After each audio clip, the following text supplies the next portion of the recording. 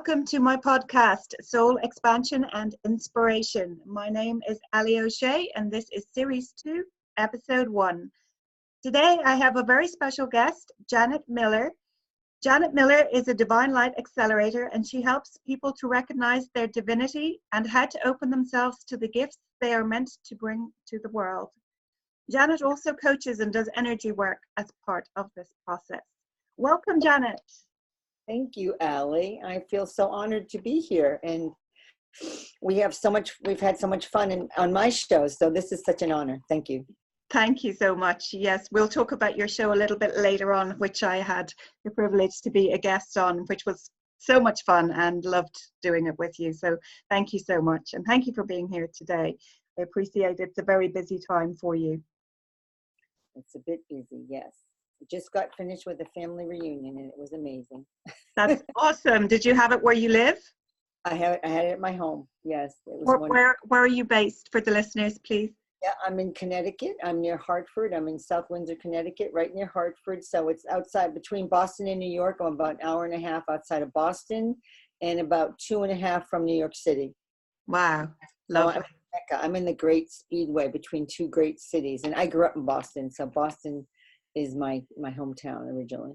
Lovely, lovely. I've not been there myself, but my sister spent a summer in Boston and loved it, so I've heard good things. Dublin reminds me of Boston. I want to tell you, when I was in Dublin, I felt like I could feel Boston. It was like the energy of Boston was in the air. It was very cool. I loved it. I didn't know that. Very special. Yeah, a lot of people say Boston and Dublin are very connected. I could feel the energy was very, very Boston, but a little different because of the European, but it was fabulous. Loved it. Loved being in Dublin. Wow. Lovely. When did you come to Dublin? It was 2013. My daughter was there for a semester abroad. She was in University of Dublin. So she was there for the spring, and she had a fabulous time. She had an Irish roommate who was from County Cork. Okay. And she had 2 Irish roommates. I can't remember what the other one was because she was very close to one of them, but it was wonderful. And then we traveled all around to different parts of Ireland. We were there for about a week, and we drove all around, even when that other side of the driving. I was going to say on the wrong side of the road. Yeah. My son was in the front seat with my husband because he decided, because he said, I can't miss this. So it was great because it was a great family trip because they're all grown up, and he had been out of college and living out of the house. So he joined us. And my daughter was in her junior year, I think it was. And so we had such a fabulous time. Oh, that's so great. I'm so glad you had a nice time here. It's always lovely to hear, isn't it?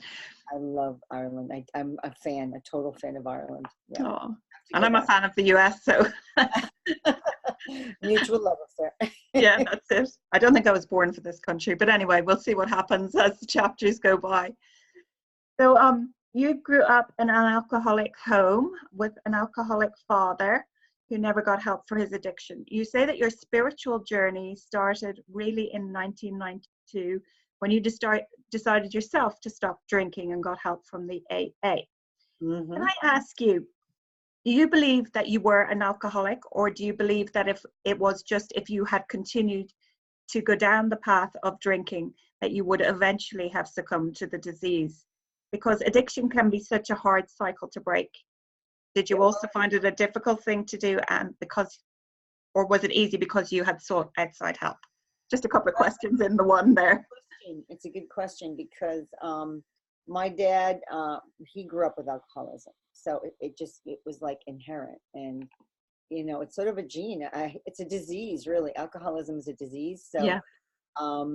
I saw him when I was growing up, and he did stop drinking when I was about 12, but he didn't get sober in his mind. Like when you go, I went to Alcoholics Anonymous, and I've been in it for 26 years. Wow. And you really need the support. I will say the support is key because there's so much shame and guilt around drinking because, you do things you can't remember, I was kind of a closet drinker. My dad was not that at all. Right. He was out there in public all over, and it was really hard. And so he just stopped drinking, which is okay. But yet he still had what they call the stinking thinking. which is, you know, the mindset of an alcoholic. It's not clear because he was still living in the shame of it. He was still living in the guilt of it and all that he brought through with into the family. And, you know, he never cleared that from himself, which would have been so wonderful for him. So when I was on the path, I didn't think I would ever be on it, to tell you the truth. I thought I'd be fine. Oh, I saw it, so why would I do it? But, you know, it's all about the wounds you get, you know, and, you know, the doubts you have about yourself and all that kind of thing. But, you know, so I took my first drink at 14 and Right. I liked it a lot. And, you know, I was very quiet. You wouldn't believe that now, I guess, but I was quiet and shy. And I was like the wallflower. I wouldn't say boo. And so when I drank, I got that, wow, I can talk. I feel like a little, you know, A buzz. into my courage here. And I really felt like this was a good thing. So that's what encouraged me to drink, was that being you know, stepping away from the wallflower profile I was living in. And I was becoming more friendly, more open, more, you know, part of the cooler crowd. Not that I was ever really part of the cool crowd, but I was part of the crowd. You know, I was more in the flow with everybody. Yeah. And, but my dad, you know, he didn't. And so that was sad. I felt bad because he never felt good about himself his whole life. And where I can say I've done the work, you know, I've done lots of different things. I've gone to therapy. I've gone to AA for years. I mean, I had a sponsor, did sponsoring, you know, and then I got opened up to my spiritual path, which was huge. I mean, it was my gateway to spirituality. And as far as would I have gone down the path? Well, I was determined not to let my family experience what I experienced. And I said, I'm not doing this to my family. So as soon as I saw myself going down that path, I said, oh, this is not a good thing. This is not good. You need to stop. Yeah. And so it was taking responsibility for your actions before they really got out of hand. Exactly. When I was starting to see things were getting out of control and it was affecting my children, they were young. My son was 6, my daughter was 2. And I just knew I couldn't do this to them or my husband. I mean, he didn't, you know, why would this happen? Why should he have to live like this? So I put myself into the program, and just the minute I walked in the door, I knew I was with the right people because they understood me. They felt what I felt. It was wonderful. It was it's such a feeling of community and support. Yeah. And, you know, your stories, they're your stories. It's like, okay, all different levels of stories. Like they always say, what's the word you go to? Oh gosh, I can't think of the word right now. There's a different level. Everybody's at different levels in their sobriety because everyone's, you know, alcoholism was at different levels. Some people were living on the street. Some people were not. Some people were like me, living at home and being fine and having a family. Some people's families are totally broken. You know, there were so many different levels of people in the program, but we all could share that common feelings that caused you to get to that level of drinking. So, you know, and so I just knew it was perfect for me, and it was really helpful. And another member of my family was in it too, and he kind of, you know, told me about it, and I said, you know, at least I know what to do. And that's when I called the hotline, when I knew I was going down the path. I was going down the rabbit hole, and it was just not a good one. Yeah. So I'm so grateful. I'm really grateful because I learned a lot. I learned a lot about myself. I learned a lot about, you know, what alcoholism is in families and how it affects people. Wounds. I mean, that's what opened up my spiritual path. Yeah. Because AA is a very spiritual group. Alcoholics Anonymous is they're very spiritual. You read your meditation books, you read your guidebooks, you share the steps. I mean, it's amazing what you can do there. And it totally opened the door. You know, I brought up Catholic, right? I had, you know, 12 years of Catholic school with the nuns. I mean, really, I did the whole bit. And then I married a Jewish guy. So, you know, my whole life is not by the book at all. Yeah. But it's good because my kids were raised in the Jewish religion, but they know they're both. They know their mom was, you know, Christian, but yet I'm spiritual. I don't even go there anymore. You know, that world is not my world anymore. My world is spirituality and source and love and working with people with love and connection and helping people connect to their self-love and to, you know, any doubts or fears you have, you know, can be worked through because I'm living an example of what I lived through. So Yeah, that's amazing. That's amazing. And I think, you know, what you're saying, it's so true. No matter what we're going through in life, whether we're trying to give up an addiction or we're trying to lose weight or, you know, we're going to some other group for something else, it's that feeling of oneness that we can all experience together, isn't it? Where you're the same as me and you're going to support me on my journey, which makes me feel much more secure in my journey. And I think that that's really important when we're going through anything like that. Plus they're walking the same walk and they talk the same talk. We all have been through those different degrees of the experience, so we know where they're coming from is authentic and real. Yeah, you're not just guessing at what you're saying or understand. They totally get it because they've been there themselves. Exactly. And that's key, the experience yourself, that when you experience that and you share that with others that have done it, it's so healing. So really. I'd like to say at this point to you, congratulations. How many years have you got with your little disc? Don't you get a little disc? I get my coin, yes. Actually, this year is 27. Gosh, I'm starting to forget. Isn't that weird? Yeah. Wow. Yeah, because it was 1992. So it's 26. Excuse me. Wow. That's an achievement though. So congratulations. Yep. Congratulations. So you were with AA for about 8 years. You were just saying that it really accelerated your path to spirituality because you were reading those meditation books, etc., etc. But you were also made aware of Reiki at this time, and you decided to train in that modality and began to open up more and more to your spiritual path. You went on to learn other healing modalities as well. So would you like to tell everybody a little bit about that? Yeah, my first experience with Reiki was amazing. I was at a soccer game. My son was in soccer. It was probably middle school for him, and that's like 6th, 7th, 8th grade. And I had a headache, and a friend said, "Oh, sit down. Let me do this thing on you." I'm like, "What?" She goes, "Oh, just sit there." And of course, I love new things. So I'm always open to new things. And I'm still in AA. So even though I said 8 years, it was 8 years until I opened up my spiritual, like this new path of spirituality, like a deep level. So she said, "Sit down." And then she put her hands around me, and I felt this amazing warmth and this amazing, just like love surround me. I'm like, what is this? Like even now putting my hands up, I can feel it.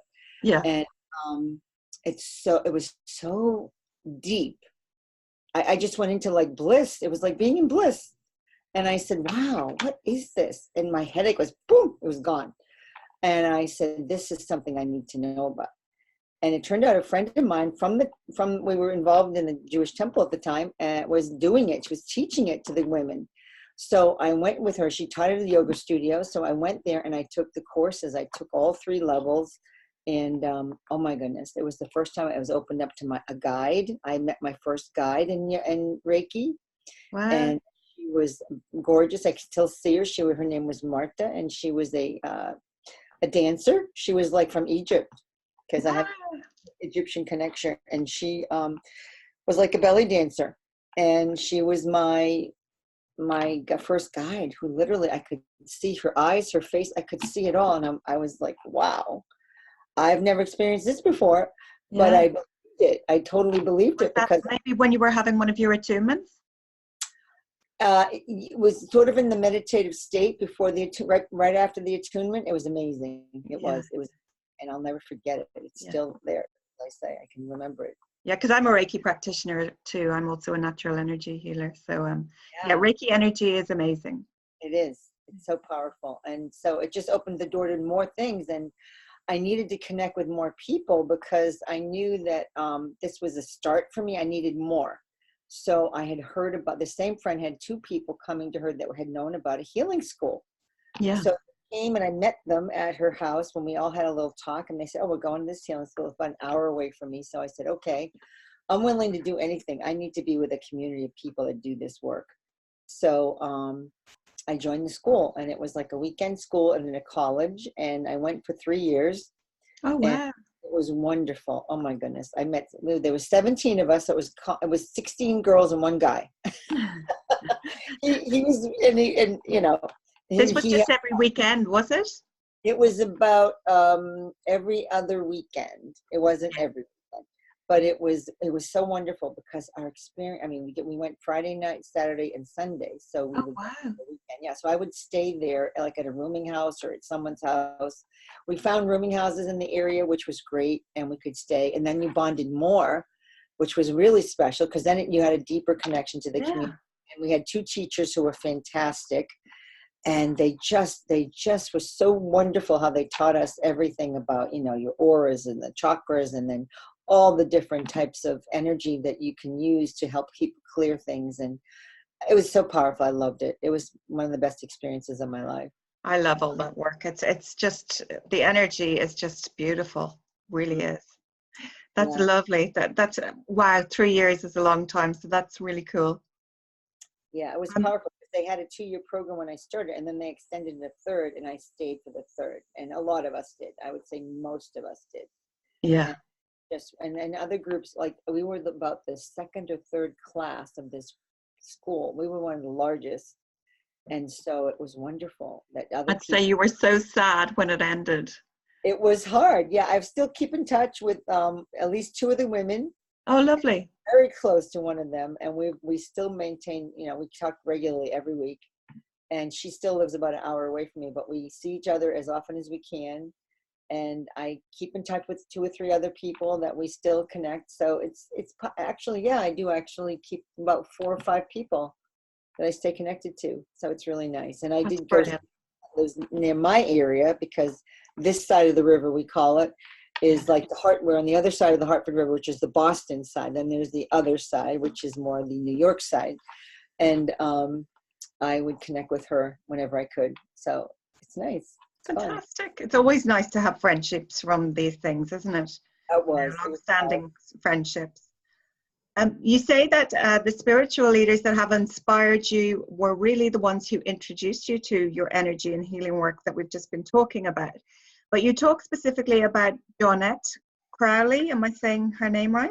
Jeanette. Yeah, Jeanette was a big influence in my life as far as opening me up to more kinds of energy, because Jeanette has a Center for Creative Consciousness out of Denver.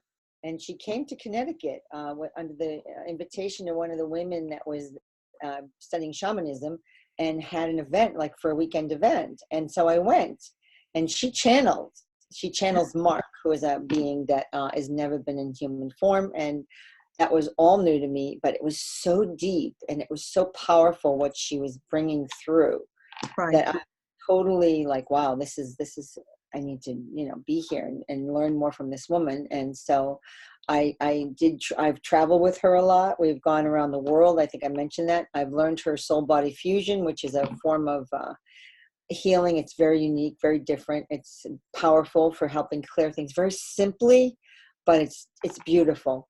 Is it for clearing people or places? People, mostly people right now, but we also can use, when we do the grid work, like we travel around the world, and she's guided to go to places to help clear specific areas. And like we were in Cambodia, Vietnam a few years ago, and Cambodia, we went to the killing fields, which was where they had the way back in the 60s, when they had the Khmer Rouge there that killed so many civilians, and it was so sad because the energy was so palpable. Yeah, I mean, we went to help these people cross over. A lot of them are still stuck. Oh, really? Because they don't even know they're gone. I mean, that's what happens sometimes. Yeah. And they get stuck and they don't know where to go. So we help guide them to go up and to go into the light. And some of them weren't ready to go into the light. And, you know, it's just interesting work we do. Plus it helps clear the energy of the area. There was a huge museum there, which had, you know, skulls, like mountains of skulls in it. Oh, it was sad, and they're all ages, and they literally had like the names and the people and like the ages of them, and it was just very sad. It's so amazing that people can do that to each other. It's like, how do you do that, and can you live with yourself? You know, it's hard to believe, but this is, you know, the world we're changing. This is what we're changing in the world. Exactly. War is not acceptable anymore. I think most people really look at war and say, why do we need that? Because, you know, the ones who send us are not the ones who are going. They don't go. Yeah. And do you have mediumship skills as well then, Janet? Well, you know, I would say whenever I do healing work, I always get intuitive. I mean, I can do readings on people like through the chakra system. Yeah. So when I'm doing a clearing of the chakras, I always have a reading for each chakra. I can get into past life events. I can see past lives. I can see like some for wounds that show up, and it's powerful. It really is powerful. That's amazing. It's so, you know, I haven't been claimed a medium, so I just know I have high intuition. I just wondered when you said that you help people to cross over, yourself and your friend Jeanette. Well, we all do that as a group. We did it as a community. And, you know, anyone can do it, really. We just have to know how to do it. Just have to, you know, put the candles out and say the prayers and help guide them, and, you know, and have and without fear, you know, you've got to get out of the fear. Yeah. And just know that you can do that, and know that it's possible. And, you know, it took time to get to that level, really. It didn't happen overnight. Yeah. And it's all about, you know, believing in what you do, and believing that, you know, we are source, that we are, you know, here divine beings to, you know, in human form, to change the world and to learn lessons in this form, to accelerate our own spiritual path and the path of the world, and where we choose to be right now, which is Earth, which is the beautiful garden of Earth that we need to keep beautiful. And be aware of what we're doing to Earth, to be conscious of it. And I think we're stepping out of the unconsciousness more and more. And that's so important, because the mass consciousness affects everything. I mean, oh, absolutely. Right. And when we can, like the group of healers and people that are in the work, like you and I are affecting more and more people. That's why, you know, doing my show and you doing your show, we bring it to people to show them how important it is to be aware of certain things, like what you can do for yourself. I mean, we're so much more powerful than we know. Oh, And absolutely. we are learning to step over those boxes that were put around us, those cultural boxes, those cultural beliefs they're outdated. They're gone. I mean, because if you see what we're doing today, I mean, people are doing amazing things. I mean, people are doing ungodly, I mean, unheard of feats of, you know, just climbing mountains and doing all these crazy extreme sports and all. I mean, that alone shows you how powerful people are. Yeah. I mean, that's stepping out of being in the old box of you're just a human and you're weak and whatever, you know. And I think the more that we join forces together, and the more that, because we are all one, and the power of us all together, and as you say, the collective consciousness, putting all that out into the world, shining our light, helping to, you know, raise the vibration of the planet and all those types of things, helping people to see who they really are. It's all going to make a difference in this world. It does, and it's creating the shift that everyone's talking about. It's creating the, other people call it ascension, other people call it just, you know, crossing the bridge. There's so many different ways we can call it nowadays. These are all different names and labels, but basically it's shifting consciousness. It's moving into a higher way of looking at things, looking at it from the higher level of, we're all here in love. I mean, when you really look at people, we all live from love. I mean, nobody really wants to live in hate, do we? I mean, you don't, I don't. I mean, you look at the news and you say, wow, the news tells you all these things, but yet it's not the truth. It's just a small part of what's going on in the world. That's why I don't watch the news. I teach people not to watch the news. And my husband will turn around and I'm like, oh no, you're watching the talking heads again. He started laughing last night when I said that. He goes, you call them the talking heads? I'm like, well, they are the talking heads, because they're the ones who are, you know, it's like they're trying to keep us in that drift. They call it the drift. You know, there's another name we got to shift the drift, which is this sleeplessness that we get into because we don't want to be responsible for our life. And I've had to learn to be responsible of my own through all the trials and errors. I mean, we all have to learn, and none of us have gotten through this journey unscathed in anything.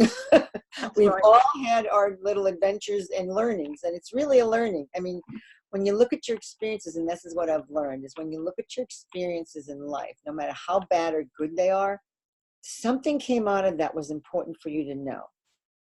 Because even with my alcoholism, look at it, led me to my spiritual path. Yeah, exactly. And, you know, I'm so grateful for that. Same as You know, me with my depression. Yeah, I think, yeah, you have that. a lot Yeah. of people, especially, those who have spiritually awakened, if you look at most of them, they'll all have come from some background of contrast or other. And we all have to go through contrast. So like you've got depression, you've got anxiety, you've got suicidal people, people who've had near-death experiences, people who've been homeless, people with alcoholism, people with drug abuse. If you look at it, there is quite a history there for most of the people in the spiritual realm society today that will have gone through something or other. And, looking back, once you've gone through that spiritual journey like we have, we can look back and say it was for our growth and for our expansion and for us to be where we are right now. Exactly. And I've read many different books, and the one that I can't even think of his name right now. Newton. Isaac Newton? Not Isaac. No, it was anyway, it's Newton, and he wrote books on near-death experiences, and he was doing I can't think of his name right now, I'm sorry. Okay. What would we call this one? I read them myself, but a long time ago. Yeah, you probably did. And he used to hypnotize people, and all of a sudden somebody came through with this, like they were on the other side. They were talking from the other side about their life and what they had done there to come into this life, and how they created a contract to come into this life to create this lesson that they're learning.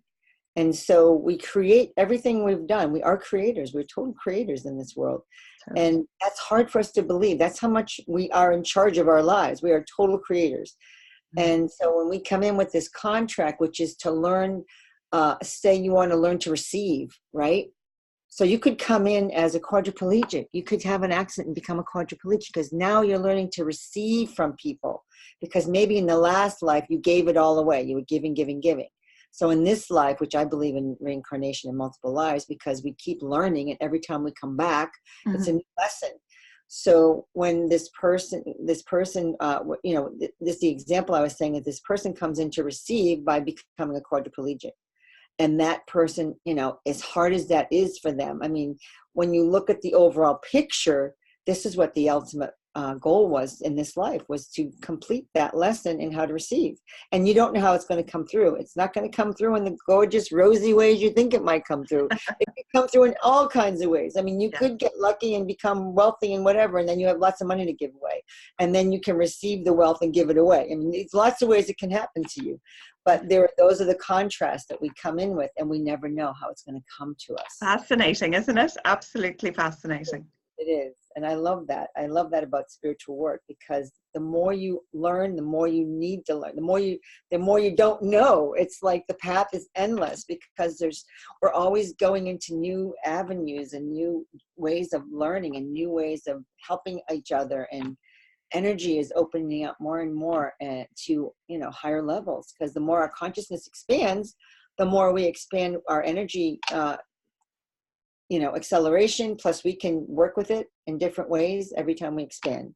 Yeah, so. And the energy is moving faster on the planet these days as well. And also every time we expand, because we've gone through contrast individually, the rest of the planet expands as well as a result of that. Exactly. The micro to the macro. Yeah. One person does it, it's like the ripple. It's the ripple effect. We spread it out, the 100 monkey theory. I mean, those are the old terms, but it's there. It's the networking. We're all, like you say, the oneness. This is what oneness is all about, the unification of the planet. I mean, I don't know if people believe in other planets, but I totally believe we're not the only ones in the universe. Yeah. I feel like we haven't seen total evidence, but we sure have a lot of talk going on. And a lot of movies that show us things. How do they know all this stuff? What's really going on? Where are they finding out all this information? Something's going on we don't quite know about. I'm not going down that rabbit hole, but anyway, there's a lot going on that we're not totally aware of in the world. And I think people are going to be finding out sooner rather than later. Yeah. It's important. I mean, I am very open to hearing things, and it's all about discernment. Are you willing to hear something? And even if you're not sure, just to keep an open mind about it, because you don't know. How do we know? Exactly. Nobody knows what the wind looks like, but you can feel it, right?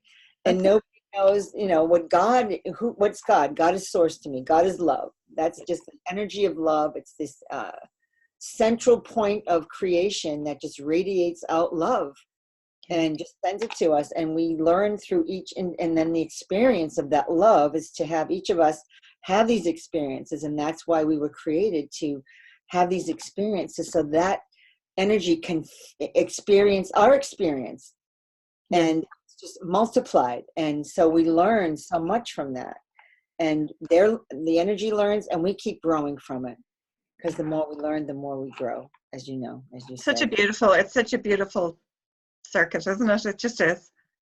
It is. It's a beautiful journey. It's a beautiful adventure. And when you look at that, even the, like I said, the bad stuff in your life, you've got to see what came out of it that was good, because something always does. Yes, finding the silver lining, finding, as you say, what was good in it, what we've learned from it, how we can grow more. Yeah, and people, to get out of the victim consciousness, we've all been there. We've all been in our victim consciousnesses, and me as well. And we can all jump back in there every now and then.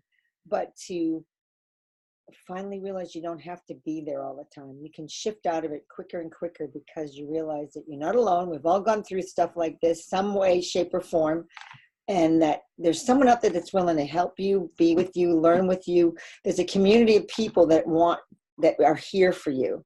And if you're open to receiving them, to work with them and be with them, they're here. There's so much available to us. Exactly. Well, thank you for that. You've also talked about Tom T. Moore, who brought through the most benevolent outcome prayer, and you use this extensively in your life and have seen miraculous results from it. It sounds to me a little bit like Ho'oponopono, if you've heard of Ho'oponopono. Yes. Would you like to tell us a little bit about this miraculous benevolent outcome prayer? Well, Tom, he wrote many books. He's written one called Atlantis and Lemuria, which I absolutely love. It's like to me, it's the most accurate depiction of Atlantis and Lemuria that I've ever read, because he puts details in there that I've never heard anywhere else. And so he was on my show, and he talked about how he's had 1,000 lives. Wow. He's one of the oldest beings on the planet. And so he's a miraculous man, just that, and he has so many talents. And that's what I said to him is, how come you have so many talents, Tom? He goes, because I've lived 1,000 lives, and they all come in, and I just have to pick and choose and say, I'm going to try that. And then it the energy comes in that helps him see it through. So, he's an entrepreneur. He was a writer. He was a healer. He was, all kinds of things. He was very big in Atlantis. But so he brought through this most benevolent outcome prayer. And he shared it with me. I was reading about him through the Sedona Journal, which is a journal of channeled energy people that I really enjoyed for years and years. Still read it. I have fun reading it. And these are the people that have been doing this kind of work probably for the last 40 years or more. They've been doing it a long, long time. And they're the real openers, the path showers, that we're continuing the work.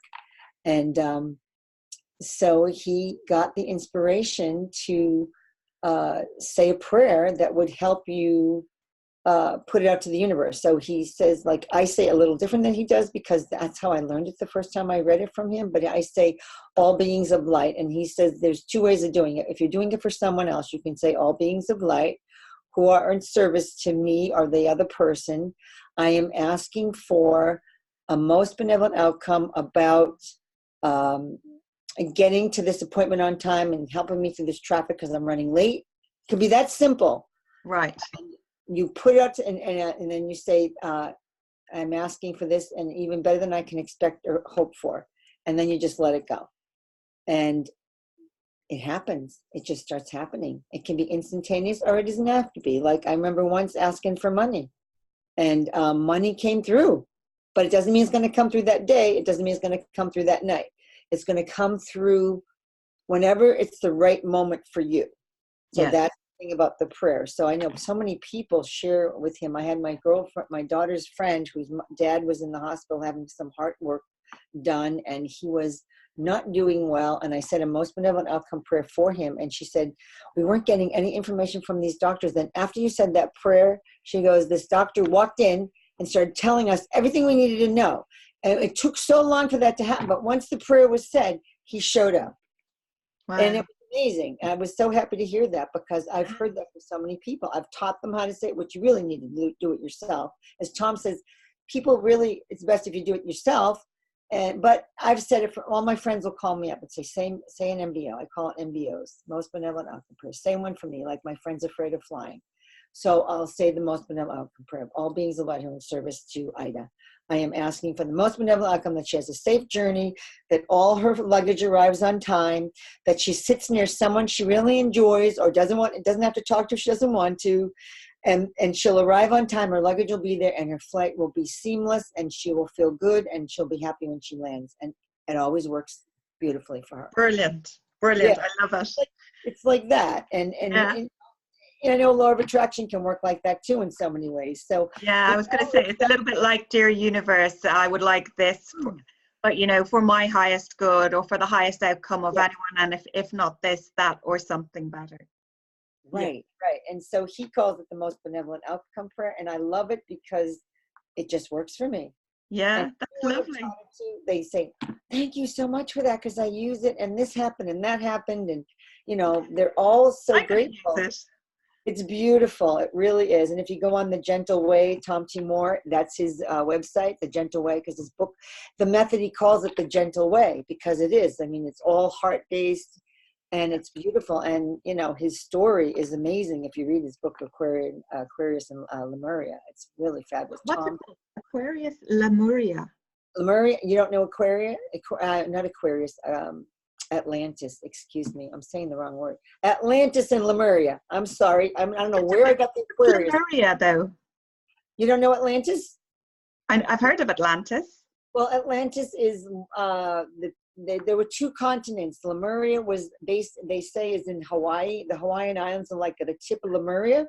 Okay. There was a lot of high energy beings. It was like when we first came into human form on the planet, that you were Lemurian. Lemurians were sort of very etheric beings. They had really like filmy bodies and very light and totally living in bliss and all compassionate love. And it was like the blissful Garden of Eden that we hear the earth was. Right. And so when they came here, that's what was here. And that's how they lived for a long, long time. And then Atlantis was the other end of the spectrum, which was here in the Atlantic Ocean, the East Coast side. And it's supposedly off of the East Coast. They say the island of Bimini has a road that leads right into the water, which was part of Atlantis. Like and Atlantis worked with crystal energy. They had giant crystals, huge crystals. And they had crystal healing centers. And I know I was in one because I've had my readings about being an Atlantean crystal. And I love crystals. I have crystals everywhere. Me too. I used to own a crystal shop, That's right. You did. So you probably have Atlantean blood in you for sure. And I can't wait to go to the States and to go to Sedona and see all the crystal shops and everything. Oh, absolutely. I love crystal energy. And it just you can feel it immediately. It's so powerful. And it's so loving and so beautiful. And so they had giant crystals. I mean, they had we supposedly had 2 moons at the time that there was energy all through the Atlantean world they didn't have electricity. They didn't need it. They had crystal energy running through homes, heating it and running it. And, and people weren't getting sick, very rare, because they would go to the crystal healers and they would lay on the tables and they have these giant crystals, over them and working on them. And so lots of things were healed like so quickly. If anything came up, it was pretty rare that there was any disease in Atlantis. And then of course people fell into, greed and competition and, there's lots of things that say that we allowed beings to come onto the planet that we were trying to help to shift, but instead they brought us down. They brought our level down. And that's what created a lot of the negativity in our planet that we're still working to get rid of. Right. There was a huge galactic war. I mean, there's so many things you can read about. There was a huge galactic war that was so big that the Arctic, Antarctica, they're finding remnants up there of the beings. They say there's even beings up there that are like 13 feet long. They're still alive, but they're mummified and they're in like a trance state. Oh, Wow, there's lots of stories going on. I mean, I I've love never heard any of that. That's I know. Well, I did a lot of, like, for 3 years. I was like, "Woo, what is this?" You know, I was just like, "I have never heard of this. I didn't know about this," and it just opened up my eyes to so many other things that can be happening, because we are not the first generation on this planet. This planet is billions and billions of years old. Yeah. It is so old. That's why they say Göbekli Tepe was what's the planet? I think it's the Pleiadians from the Pleiadian planet, which we have a lot of Pleiadian seed in us. We're not just human, we're hybrids, we really are. We're hybrids of many different groups. They say we were created as a hybrid. The people that are here now were created as a hybrid through many different seed races that decided to come in and help us, be stronger, because there were people creating beings that weren't good. Like, that's why you see the Cro-Magnon man and the different people that weren't functioning well. Then they finally, where did Homo sapien come from? It was like, boom, just showed up on the planet, right? How did that happen? It just doesn't show up like that. You know how long it takes for planets to evolve? Something happened that made it happen so much quicker. And then we just started multiplying, and,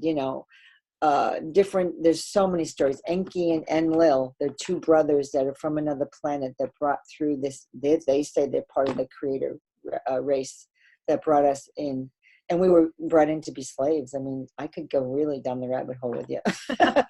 We were brought in to be slaves on the planet. That's why they say Africa was the beginning, because they started there because they were searching for gold. There's like a white gold powder that help them live longer lives. They're like thousands and thousands of years old. I mean, they're ageless, but they needed this white gold powder to help them live. And so they created beings to become slaves. I mean, there's so many stories. Which ones are true, I don't know. But it's fascinating. Yeah, absolutely fascinating. Did you read a lot of these stories in his book then, in Tom's? Not all just from Tom Timor. The Atlantean things, that story is very unique because he talks about his journey in it and what he did there, and how he led a lot of people out of Atlantis to save them, because then Atlantis sunk. Like, they all sunk due to war. And is he still alive? Tom Timor's alive. Like, yes, he's lived 1,000 lives. I didn't say he was 1,000 years old. He's lived 1,000 lives. He's reincarnated 1,000 times. Yes, no, I understand that. But is he elderly now, or 70s? I mean, early 70s. Yeah, Tom Timor. If you Google him, The Gentle Way, you'll read his books. He's got a book about he's gotten a lot of information about. He has Inchura, who is his partner in it's another form of him from another planet. And it's like we live multidimensionally. So when you think about what we're living here, we are living also in another dimension, but it's like increments of change. Like, you may not be married to your husband, he may be your brother. I may not be married to my husband, he could be my uncle or something. Your daughter may be your mother. Everything like switches just a little to change the dynamic. This is what they say. Now, this is what, nobody knows for sure, but it's a lot of insight people are getting through, dreams, channeling, just downloading information that comes through. Our lives, isn't it? It's fascinating stuff. I mean, there's so much going on in the world that I've heard about. Oh my goodness. And there's so much that we can learn and read and take from it, what we each individually feel is for us from it. Learn. It's got to be your own choice of what you choose to think about, learn about, because you can go down other rabbit holes that can make you kind of crazy. So I had to pull away. But there's like, they talk about the earth being a honeycomb. Like, there's civilizations living in the inner earth. They totally say that's true. That there's lots of going on there that our military is involved in that we don't know about. That's true, yeah. I don't know. But they say there's a lot going on there. Like, you can get ships through rivers that go through these caverns that are huge. Submarines can go through. You can go from one end of the earth to the other in the middle of the planet. I mean, there's all kinds of things going on. The atmosphere inside, and supposedly there's groups there called, one of them is called the Anshar, that keep sending us healing energy to help us raise our consciousness, because they went into that inner planet when the earth started getting really volatile on the outside and things started shifting and you couldn't survive out here, and we kept going through the changes, and so they went in. And then when those beings started arriving that were not in full compassion and living with their heart, they came on. I mean, you know, I hope your listeners, there's lots of people they can check into. They can just Google these things and just, if they're interested, you know, and, you know, it's just information. It's very just interesting, isn't it? all kinds of things. I mean, when you look at the different galactic movies that are out there, so many is about space travel and about space this, space that.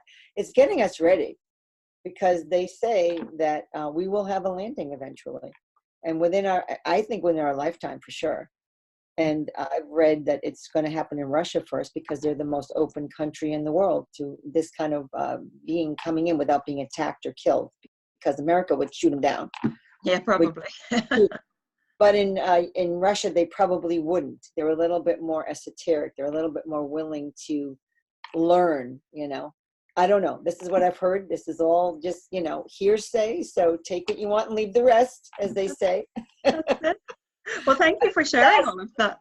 Thank you for sharing all of that, because I hadn't heard most of it. So it's fascinating. Absolutely fascinating. It is. I mean, you can ask Elisa Medhurst if she's on your show and she's had her son on to tell you about some of these things. He'll tell you just little bits and pieces, because we have to find out on our own on this planet. This is why we're the school. Earth is the school. Mm-hmm. We are learning to all the different ways that we are, you know, divine beings, and how much we are capable of, and what's around us that we're not even aware of yet. Like there's dimensions like this close to us that we can't see yet because we're not ready.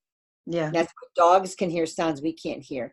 When kids are born, they can see beings around them because they're still crossing. They haven't totally crossed into through the veil yet. They're still living like becoming much more susceptible. Yes. And I remember my daughter. The dogs are as well, because my dog, he always sees spirits in my room.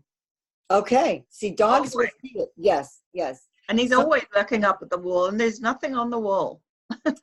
Sometimes you can see shadows. Sometimes you can see flicks. Sometimes I can see energy. I can always see energy. I've got energy here. So I usually have some beings with me, and actually there's some there on the couch again. I usually have beings with me. Well, you can ask them who they are and ask them what their names are, and they'll give you a name that you can say, because most of somebody told me that one time Eric Medhurst was on the couch behind me, but I don't know whether that would not surprise me at all. Eric has shown up in my house and played pranks on me. I'm like, you're hiding my phone, or if you're shutting off my, like I was in my front room last week and my light was flickering off and on. I'm like, okay, who is that? Is that you, Eric? Because he's the one who always plays the pranks. That's right. So he's funny, he's cute, he's sweet, he's harmless. Yeah, I love him because he's a sweetheart. He's bringing through things that nobody knew, because he's talking from the other side to his mom, who was a doctor, so she has the credentials to, you know, people can't say, oh, she's totally nutty, because she's got credentials to help her, you know, back up some of the things he's saying. Plus, you know, things he's just saying are so real that she's got like evidence to show that this is, you know, the truth of what's happening at the moment. I know, it's amazing. Yes, Elisa Medhurst will be on the show later on. Oh, you will love that series as well. That was a very popular one. Yeah. Love listening to and talking to her. It's so fascinating. Yeah, she's had me on her radio show, and she's had me on her YouTube channel, and actually I'm going on her radio show again in June. So Elisa is the one who told me about you, Allie. That's how I got connected to you. I love that. Yes. Yeah. Elisa said, you've got to talk to Allie, and I'm like, absolutely. So that's how we got connected. I love Elisa. I think she's great crack. I love her sense of humor, and I love what she's doing, inspiring the world through her son, you know, and I think she's amazing. And that's what his gift is, to bring from the other side everything he's bringing, all this knowledge and all this experience that he's having, to help us see that this is what, you know, what's going on over there. When we go over there, it's not just an empty life. It's not just, you're not in the void. Yeah. You're growing, learning, and doing things, you know. It's just amazing. I'll tell you a funny story, actually, seeing as you came across me through Elisa Medhurst, was that I'm in another, I have another lady on my page. Her name is Tina Gooden or Goodwin. I'm not sure how you pronounce it, or Godin, I think. And she contacted me one day and she said, hey, I just want to let you know, you might think this sounds a little bit weird, but have you heard of Eric Medhurst? And I was like, no. And she said, she told me who she was. She was one of his mediums and what she did. And she said, you know, I keep getting messages from him. Everywhere I go, I keep seeing your name. Oh, Allie, how cool. Allie. And she said, could you contact his mother, please? Because I'm sure she'd love to have you on her radio station. I keep being told that she needs to learn about the law of attraction from you. And so obviously then I contacted her and she asked me to be on her radio station and stuff. And yeah, it was fascinating how it happened. Yeah, it's a wonderful world. This is how we all connect with each other, because people that are generous like that are, you know, sharing names and learnings, and look at how they contact you. That's so fabulous. Isn't it fascinating? And of course, because of my story is about depression and suicide and how I almost committed suicide and spent a month on suicide watch, that of course it resonated with Elisa. Oh, so sure. Eric really chose a really, really good, you know, storyline to connect with his mother. There was no coincidence there. No, there's no coincidences in this life, though. Everything is a synchronicity. Right. We've all known each other somewhere, somehow, and we've all connected again here, which is so powerful, so wonderful. Exactly. And we're all like a family, and we're all reconnecting. Yep, the divine power of oneness. That's it. So you've recently finished a fabulous series called Own Your Own Divine Light, which, as we've already said, I've had the privilege to be on. So thank you so much for having me as a guest. It was my pleasure to be on your show. What inspired you to do this show, and will you be gracing us with another series? Well, yes, I'm planning on doing another one. It'll probably be either the end of the summer or early fall this year, 2019. And it could be On Your Divine Light Part 2. I haven't decided exactly yet, but it's so powerful for me to help people understand what self-love is all about, because I was never in self-love growing up because of all the alcoholism and feeling why me, you know. I was in a lot of victim consciousness, and I couldn't understand, why is this happening to me? And then when things started shifting, I had to pull myself out of my own family. I had to move out at the age of 19 so that I could have a life, because I was constantly, you know, being my mother's mother, helping her through all the crazy in their house. So I wanted people to understand that you can develop self-love, and there's a way to do it, and that I've done it, you've done it, we've all done it in different ways. And so I said, this is the kind of show I want to create for people to learn about how to create their own self-love, how to release the wounds and any trauma, or to glean the good things from it that you got, even though it was rough. And you can talk about it. You got to get through the grief of it and the pain of it before you can get into the good stuff. But to be able to hear other people who have gone through it, sometimes worse than any of us have gone through, and sometimes not as bad. But, you know, everybody's gone through different levels of those in their lives. And I wanted them to see that these people have all pulled themselves out of it and made their lives so much better than they could have ever imagined, because they chose to look past what's going on now. They had the right person show up in their life to give them an incentive, like, oh my goodness, you know, there's more to life. You can do this. And they got little hints that there's more in life that you could do. And that's what I want to do for other people who may be still stuck. And you know, we're all always forever growing. None of us are finished. We're constantly growing till the end. And then when you're on the other side, you're still growing. So it's a continuous journey of growth. And it's just learning. And what I've learned, I can help other people, you know, figure out things. And then I have to keep going and learning more to keep, you know, we all do, because that's how we grow and share and expand the consciousness of the and the people. So that was my mission, to do that. Beautiful. And you did a fantastic series. So congratulations on that. And we'll look forward to your next one. I am excited. Yes, I will look forward, and I will hope maybe you'll be on it again. It would be so wonderful. Oh, I'd love to. Thank you so much. Okay. Lastly, can I ask where people can get in touch with you and what services you specifically provide for the people? Okay, well, my website right now is under construction. I'm going to be doing a whole new website because my old name was Transcendent Healing of my business, and now I've got the Own Your Divine Light, which I really resonate with, and I love it. So I'm shifting all that, and I do energy work. I do chakra clearings. I do reconnective healing. I do sound healing, theta healing, so many different things. Whatever is called, you know, when we talk about what's going on in their lives, that's when it comes through. It's the guidance that comes through now. I just go completely by the guidance of what people need at the moment when we're talking about what's going on in their lives. So, you know, we have a session where we, you know, talk about what's going on, what, you know, tell me more about yourself and where do you want to go, what's got you stuck.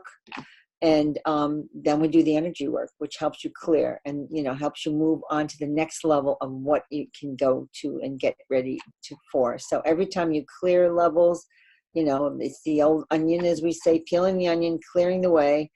And, you know, so you go backwards a couple of times and you go forward again, but you're never fully back there. You're always going forward when you do this work. So always know anything you do for yourself like this, you're always making progress, no matter how it doesn't look perfect yet. It's not going to go overnight because none of this happened overnight. It's like having a baby. You didn't have that baby in a day. It's 9 months of development, and then that body doesn't go back to that original form very quickly. Occasionally, some women get lucky, but most of us have to work pretty hard to get it back. So, I have to work pretty hard. I'm still working 14 years later to get my body back. Yeah, listen, yes, I understand. I was always just great at working out. Now I'm just great. I even walk around because I go outside and I do my walks every year. And I belong to a health club, and I haven't been in a while, but I love walking, and I can do things in my house if I really want to, which I love. I can do that. Yeah. I can myself, but I just got to discipline it, like sit there and do it, or get down there and do it. And so is the website, you're still contactable at the website, or is there a better email, a better place? You can contact me at onyourdivinelight.com, and you can email me at onyourdivinelight@gmail.com, and those are the two best places to connect. The show is still available if people are interested in hearing it. It is for purchase at this point. It's pretty nominal. We had 30 speakers, so Allie was one of them, and it was a great talk. And there's all kinds of people there. So if they're interested in that, they can always go on onyourdivinelight.com and pick it up, or they can just shoot me an email if they want to talk. Worth listening to. It was fantastic. So congratulations on that. Thank you so much. And you were wonderful. And it's ongoing. Look what happens. We created a wonderful friendship, and I'm blessed to have met you and to know you, and look at the work that we're doing. It's so powerful. I know it is. It's beautiful. Absolutely beautiful. Well, thank you so much for being here with me today. I really appreciate it, Janet. It's been an absolute honor. So we'll say namaste for now. Namaste to you.